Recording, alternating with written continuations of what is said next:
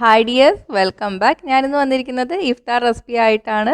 നമുക്കിന്ന് കണ്ണൂർ സ്പെഷ്യൽ കൽമാസ് തയ്യാറാക്കി എടുക്കുന്നത് എങ്ങനെയാണെന്ന് നോക്കാം. നല്ല ടേസ്റ്റാണ്. നമുക്കിതിനെ നാടൻ ചിക്കൻ റോൾ എന്നൊക്കെ വേണമെങ്കിൽ പറയാം. ആദ്യമായിട്ട് തയ്യാറാക്കുന്നവർക്ക് പോലും തയ്യാറാക്കാൻ പറ്റുന്ന പെർഫെക്റ്റ് റെസിപ്പിയാണ്. അപ്പോൾ നമുക്ക് റെസിപ്പി എങ്ങനെയാണെന്ന് നോക്കാം.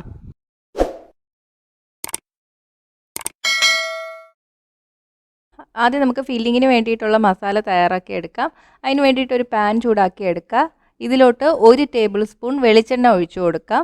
വെളിച്ചെണ്ണയിൽ ഉണ്ടാക്കി എടുക്കുമ്പോഴാണ് ടേസ്റ്റ് കൂടുതൽ. എണ്ണ ചൂടായിട്ട് വരുമ്പോൾ ഇതിലോട്ട് 2 മീഡിയം സൈസ് സവാള ചെറുതായിട്ട് അരിഞ്ഞത് ചേർത്ത് കൊടുക്കാം. 1 തണ്ട് കറിവേപ്പില, എരിവിന് വേണ്ടിയിട്ട് പച്ചമുളക് ഞാനിപ്പോൾ 1 ചേർത്തിട്ടുള്ളൂ. നല്ല എരിവുള്ള മുളകായതുകൊണ്ടാണ് 1 ചേർത്തത്. എരിവ് കുറവുള്ള മുളകാണെങ്കിൽ 2ഓ 3ഓ ഒക്കെ ചേർക്കാം. ആവശ്യത്തിന് ഉപ്പും കൂടെ ചേർത്തിട്ട് സവാള നന്നായിട്ടൊന്ന് വഴറ്റിയെടുക്കാം. സവാള വഴറ്റിയെടുത്തിട്ടുണ്ട്. ഇതിലോട്ട് നമുക്ക് 1 ടീസ്പൂൺ ഇഞ്ചി വെളുത്തുള്ളി പേസ്റ്റ് കൂടി ചേർത്ത് കൊടുക്കാം. ഇഞ്ചി വെളുത്തുള്ളി പേസ്റ്റ് ഇല്ലെങ്കിൽ 1/2 ടീസ്പൂൺ ഇഞ്ചി ചെറുതായിട്ട് അരിഞ്ഞതും 1/2 ടീസ്പൂൺ വെളുത്തുള്ളി ചെറുതായിട്ട് അരിഞ്ഞതും ചേർത്ത് കൊടുത്താൽ മതി. പക്ഷേ ഇപ്പോഴല്ല ചേർക്കാൻ, നമ്മൾ സവാള വഴറ്റുന്നതിൻ്റെ കൂടെ തന്നെ ചേർത്തിട്ട് വഴറ്റിയെടുക്കുക. നന്നായിട്ട് ഇളക്കി കൊടുക്കുക. ഇനി തീ കുറച്ചിടുക. നമുക്കിതിലോട്ട് പൊടികൾ ചേർത്ത് കൊടുക്കാം. 1/2 ടീസ്പൂൺ മഞ്ഞൾപ്പൊടി, 1 ടീസ്പൂൺ മുളക് പൊടി. ഞാനിപ്പോൾ കാശ്മീരി മുളക് പൊടിയാണ് ചേർത്തത്. മുളക് പൊടിയുടെ അളവ് നിങ്ങളുടെ എരിവിനനുസരിച്ചിട്ട് മാറ്റം വരുത്താം. 1 മിനിറ്റ് ഒന്ന് നന്നായിട്ട് ഇളക്കി കൊടുക്കാം. 250 ഗ്രാം ചിക്കൻ ഷ്രെഡ് ചെയ്ത് എടുത്തത് കൂടി ചേർത്ത് കൊടുക്കാം. ചിക്കനിൽ കുറച്ച് വെള്ളവും ഉപ്പും മഞ്ഞൾപ്പൊടിയും കൂടെ ചേർത്തിട്ട് വേവിച്ചെടുക്കുക. എന്നിട്ട് കൈകൊണ്ട് പിച്ചിയെടുത്താൽ മതി. ഞാൻ ലാസ്റ്റ് അപ്ലോഡ് ചെയ്ത ചിക്കൻ റോളിൻ്റെ റെസിപ്പിയിൽ എങ്ങനെയാണ് വേവിച്ചെടുക്കുന്നതെന്ന് കാണിച്ചിട്ടുണ്ട്. അതുകൊണ്ടാണ് ഇതിൽ കാണിക്കാത്തത്. ഇനി ഇതിലോട്ട് 1/2 ടീസ്പൂൺ ഗരം മസാലപ്പൊടി, 2 ടേബിൾ സ്പൂൺ മല്ലിയില ചെറുതായിട്ട് അരിഞ്ഞത് കൂടി ചേർത്ത് കൊടുക്കുക. നന്നായിട്ട് ഇളക്കി കൊടുക്കുക. 1 മിനിറ്റ് കഴിയുമ്പോൾ നമുക്ക് തീ ഓഫ് ചെയ്യാം. ഈ സമയത്ത് ഉപ്പും എരിവൊക്കെ നോക്കുക, കുറവാണെങ്കിൽ ചേർത്ത് കൊടുക്കുക. അപ്പോൾ നമ്മുടെ ഫില്ലിംഗ് റെഡി ആയിട്ടുണ്ട്. ഇനി ഇത് മാറ്റി വയ്ക്കാം. ഇനി ഞാനിവിടെ 1 കപ്പ് തേങ്ങ ചിരകിയത് എടുത്തിട്ടുണ്ട്. ഞാൻ എടുത്തിരിക്കുന്ന 1 കപ്പ് 240 ml ആണ്. ഇതിലോട്ട് 10 ചെറിയ ഉള്ളി ചേർത്ത് കൊടുത്തിട്ടുണ്ട്. 1/2 ടീസ്പൂൺ നല്ല ജീരകം, 1 ടീസ്പൂൺ പെരിഞ്ജീരകം. ഇതെല്ലാം കൂടെ ചേർത്തിട്ട് നന്നായിട്ടൊന്ന് അരച്ചെടുക്കാം. വെള്ളം ഒഴിക്കാതെ തരിതരിപ്പായിട്ട് വേണം അരച്ചെടുക്കാൻ. മിക്സിയുടെ പസ് ബട്ടൺ അമർത്തിയിട്ട് അരച്ചെടുത്താലും മതി. ഇനി ഞാനിവിടെ 1.5 കപ്പ് അരിപ്പൊടി എടുത്ത് വെച്ചിട്ടുണ്ട്. വറുത്ത അരിപ്പൊടിയാണ്. നമ്മൾ ഇടിയപ്പത്തിനും പത്തിരിക്കൊക്കെ വേണ്ടിയിട്ട് എടുക്കില്ലേ പൊടി, അതാണ് എടുത്തിരിക്കുന്നത്. ഇതിലോട്ട് ആവശ്യത്തിന് ഉപ്പ് ചേർത്തിട്ട് നന്നായിട്ട് മിക്സ് ചെയ്തെടുക്കാം. ഞാൻ സാധാരണ ഇടിയപ്പത്തിനൊക്കെ കുഴയ്ക്കുമ്പോഴും പൊടിയിലാണ് ഉപ്പ് ചേർക്കാറുള്ളത്. ഇപ്പം നിങ്ങൾ വെള്ളത്തിൽ ചേർത്തിട്ടാണ് കുഴച്ചെടുക്കുന്നതെങ്കിൽ അങ്ങനെ ചേർത്താലും മതി. ഇനി ഇതിലോട്ട് നമുക്ക് അരച്ചു വെച്ചിരിക്കുന്ന തേങ്ങ ചേർത്ത് കൊടുക്കാം. കൈകൊണ്ട് എല്ലാ ഭാഗത്തും ആകുന്ന രീതിയിൽ ഇതുപോലെ മിക്സ് ചെയ്ത് കൊടുക്കുക. ഇനി നമുക്കിതിലോട്ട് നല്ല ചൂടുള്ള വെള്ളം ഒഴിച്ചിട്ട് കുഴച്ചെടുക്കാം. നമ്മൾ ഇടിയപ്പത്തിനും പത്തിരിക്കൊക്കെ ചെയ്യുന്ന പോലെ തന്നെയാണ്. മിക്സ് ചെയ്യുക. വെള്ളത്തിൻ്റെ അളവ് ഞാൻ പറയുന്നില്ല, കുറച്ചായിട്ട് ഒഴിച്ചു കൊടുത്താൽ മതി.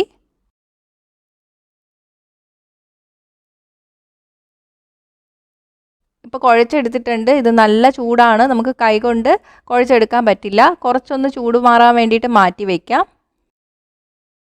ഇപ്പോൾ അതാ ചൂട് മാറി വന്നിട്ടുണ്ട്. നമുക്ക് കൈകൊണ്ട് നന്നായിട്ടൊന്ന് കുഴച്ചെടുക്കാം.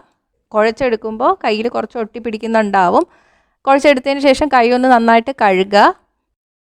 ഇനി ഞാൻ കുറച്ച് എണ്ണ എടുത്ത് വെച്ചിട്ടുണ്ട് കയ്യിൽ പുരട്ടാൻ വേണ്ടിയിട്ടാണ്. ഒന്ന് പുരട്ടി കൊടുക്കുക. എന്നിട്ട് നമുക്ക് പത്തിരിക്കൊക്കെ എടുക്കുന്ന പോലത്തെ ചെറിയ ഉരുളകളാക്കി എടുക്കുക. എന്നിട്ട് കയ്യിൽ വെച്ചിട്ട് തന്നെ പരത്തിയെടുക്കുക. കട്ടി കുറച്ചിട്ട് പരത്തിയെടുക്കുക. എല്ലാ ഭാഗവും ഒരേ കനത്തിൽ പരത്തിയെടുക്കണം. കട്ടി കൂടിപ്പോയാൽ കഴിക്കാൻ ടേസ്റ്റ് കാണില്ല. ഇതുപോലെ നൈസായിട്ട് പരത്തിയെടുക്കുക.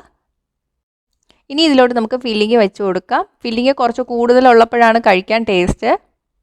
2ഓ 3ഓ ടേബിൾ സ്പൂൺ ഫില്ലിങ് വെച്ച് കൊടുക്കുക. അതിനുശേഷം നമുക്കിതുപോലെ ഒട്ടിച്ചെടുക്കാം.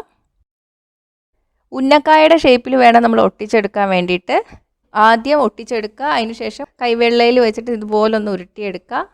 അകത്തെ ഫില്ലിങ് പുറത്ത് കാണാൻ പാടില്ല കേട്ടോ. എവിടെയെങ്കിലും ചെറുതായിട്ട് പൊട്ടൽ വീണിട്ടുണ്ടെന്ന് തോന്നിയാൽ കുറച്ച് മാവ് എടുത്തിട്ട് നന്നായിട്ട് അവിടെ പ്രസ് ചെയ്ത് വെച്ച് കൊടുത്താൽ മതി.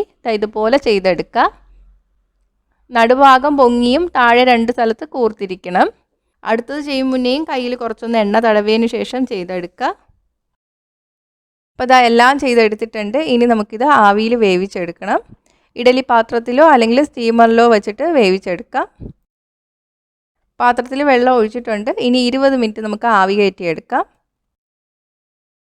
20 മിനിറ്റ് കഴിഞ്ഞിട്ടുണ്ട്. ഇത് വെന്തിട്ടുണ്ട്. നമുക്ക് എടുത്തു മാറ്റാം. വെന്തോന്നറിയാൻ വേണ്ടിയിട്ട് നിങ്ങൾക്ക് വേണമെങ്കിൽ ഒരു ടൂത്ത് പിക്കോ അല്ലെങ്കിൽ പപ്പടം കുത്തിയോ വല്ലതും വെച്ചിട്ട് ഒന്ന് കുത്തി നോക്കാം. മാവൊന്നും പിടിച്ചു വന്നിട്ടില്ലെങ്കിൽ വെന്തിട്ടുണ്ട്. 20 മിനിറ്റ് ആകുമ്പോൾ തന്നെ വെന്ത് കിട്ടും. ഇനി ഇതൊന്ന് ചൂടുമാറാൻ വേണ്ടിയിട്ട് മാറ്റി വയ്ക്കണം. ഇനി നമുക്കിത് മുക്കി പൊരിക്കാനുള്ള മസാല കലക്കിയെടുക്കാം. ഒരു പാത്രത്തിലോട്ട് 1/2 ടീസ്പൂൺ മഞ്ഞൾപ്പൊടി, 3 ടീസ്പൂൺ മുളക് പൊടി, കാശ്മീരി മുളക് പൊടിയാണ് എടുത്തിരിക്കുന്നത്. സാദാ മുളക് പൊടി എടുത്താൽ ഭയങ്കര എരിവായിരിക്കും. കുറച്ച് ഉപ്പ് കൂടി പോവരുത്. മസാല കലക്കിയെടുക്കുമ്പോൾ ആ വെള്ളത്തിന് ഉപ്പ് വേണം. 3-4 ടേബിൾ സ്പൂൺ വെള്ളം കൂടെ ചേർത്തിട്ടൊന്ന് മിക്സ് ചെയ്തെടുക്കാം. അധികം വെള്ളം കൂടി പോകാൻ പാടില്ല, എന്നാൽ കൽമാസിൽ കോട്ടായിരിക്കില്ല. ഇനി ഓരോന്നും ഇട്ടിട്ട് ഇതുപോലെ കോട്ട് ചെയ്തെടുക്കുക. ഇനി ഒരു പാൻ ചൂടാക്കി എടുക്കുക. ഇതിലോട്ട് 3-4 ടേബിൾ സ്പൂൺ എണ്ണ ഒഴിച്ചു കൊടുക്കുക. എണ്ണ ചൂടായിട്ട് വരുമ്പോൾ കൽമാസ് ഇട്ട് കൊടുക്കാം. തീ ഇപ്പം ഞാൻ മീഡിയത്തിലാണ് ഇട്ടിരിക്കുന്നത്. കുറച്ച് കറിവേപ്പിലയും കൂടെ ഇട്ട് കൊടുക്കുക. ചെറുതായിട്ടൊന്ന് മുരിഞ്ഞു വരുമ്പോഴേക്കും നമുക്ക് തിരിച്ചിട്ട് കൊടുക്കാം. നല്ല ബ്രൗൺ നിറത്തിലൊന്നും വറുത്തെടുക്കണ്ട, ചെറുതായിട്ടൊന്ന് മുരിഞ്ഞു വന്നാൽ മതി. എല്ലാ സൈഡും തിരിച്ചിട്ടിട്ട് ഇതുപോലെ ആക്കിയെടുക്കുക. എല്ലാം വെന്തിരിക്കുകയാണ്, അധികം സമയമൊന്നും എടുക്കില്ല. പുറമേ ഒന്ന് മുരിഞ്ഞ് കിട്ടിയാൽ മാത്രം മതി.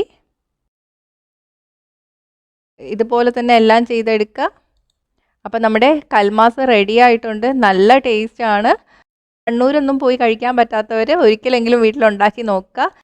ഇത് സ്നാക്കായിട്ടോ ഡിന്നറായിട്ടോ ഒക്കെ കഴിക്കാം. നല്ല ടേസ്റ്റാണ്. അപ്പോൾ ട്രൈ ചെയ്തിട്ട് നിങ്ങളുടെ അഭിപ്രായങ്ങൾ കമൻറ്റ് ചെയ്യുക. ഇഷ്ടമായെങ്കിൽ ലൈക്കും ഷെയറും ചെയ്യുക. ഇഷ്ടപ്പെട്ടില്ലെങ്കിൽ ഡിസ്ലൈക്കും ചെയ്യുക. കൂടുതൽ റെസിപ്പീസിനായിട്ട് ചാനൽ ഇതുവരെ സബ്സ്ക്രൈബ് ചെയ്യാത്തവർ സബ്സ്ക്രൈബ് ചെയ്യാനും മറക്കല്ലേ. അടുത്തൊരു റെസിപ്പി ആയിട്ട് കാണാം. ബൈ.